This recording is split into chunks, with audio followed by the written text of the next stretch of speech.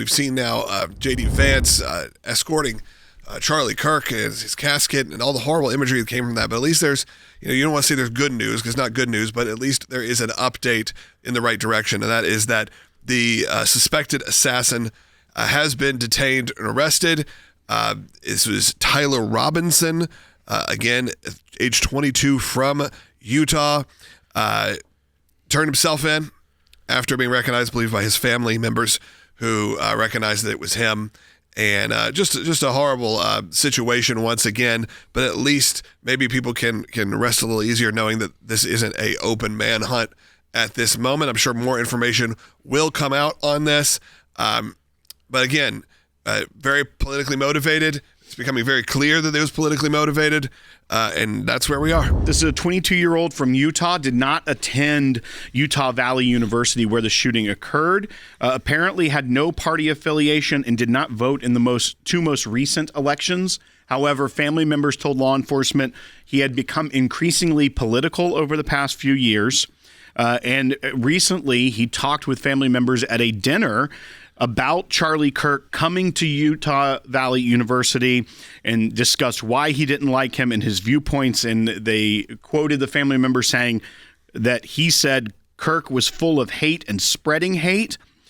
The roommate of this individual has given investigators messages that were sent to the roommate on Discord, showing things talking about like retrieving a rifle. They didn't go into the specifics of what those said, but the roommate shared them with law enforcement, and it helped build their case against this individual, as well as the father of this son, it's reported, recognized his son from the photographs that were distributed by the FBI. The father told his son he needs to turn himself in. The father apparently called a youth pastor to assist with that, and encouraging the son to turn himself in. The pastor called and informed U.S. Marshals, and it's reported that the father drove the son to turn himself in to authorities.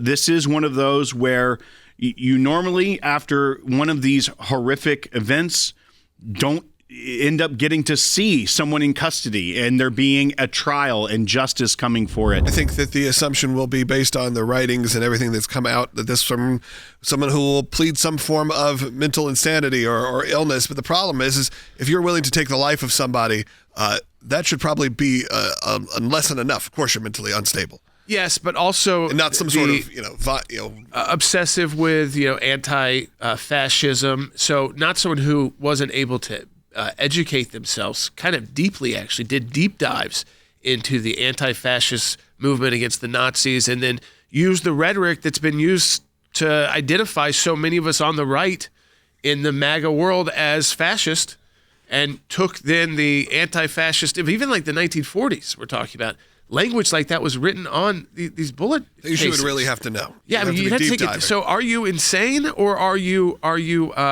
crazy, but also highly educated, obviously competent enough to carry out. Well, that's just become such a blurry line at this point of what that all means. What is different is usually these people are not caught alive. No. The amount of disinformation that has spread so quickly with this one is way more than normal in a situation like this. And there was even people trying to say there were no markings. It was just the manufacturer of the ammunition and things of that. We actually learned what those were. Two of them I don't know that are necessary to even read on air. One seemed like almost like an online gaming troll to whoever may have found it. But the two that were curious was one said, "Hey fascist, catch," as if catch the bullet effectively. Yeah. And the other was the lyrics Bella Ciao, Bella Ciao, Bella Ciao, Ciao, Ciao, which comes from a resistance song from the communist Italian resistance in World War II that would sing this as a folk song against the Nazis and the fascists in Italy.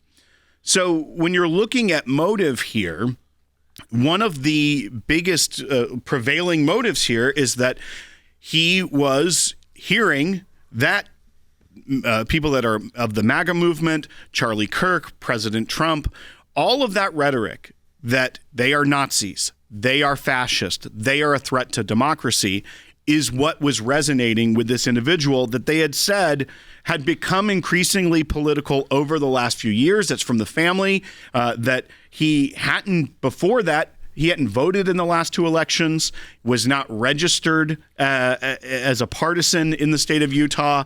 So it's very interesting when you're starting to see this, and you're also seeing that many on the left have not given up that line. Well, we always know that rhetoric is a motivating factor. I mean, when you demonize an opponent politically to the point of name-calling them maybe one of the worst, most disgusting, evil leaders in modern history, like if you're Hitler, if you're going to compare someone to Hitler, you're basically giving people a green light. How many movies have been made where the positive part of the story are the people that are trying to kill Hitler, and they're never the bad guys.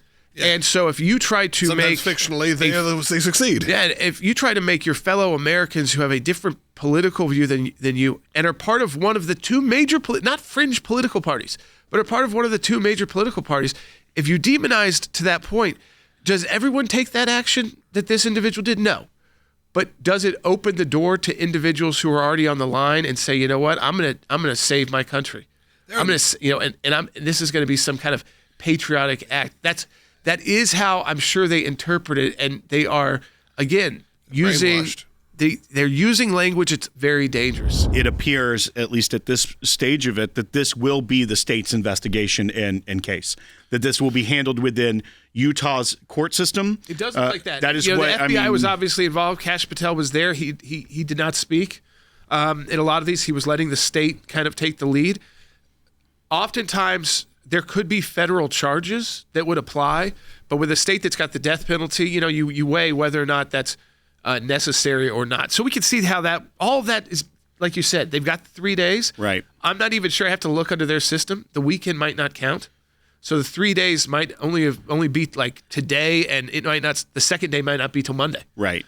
So we have to look at that. So I think you'll see charging documents sometime early next week.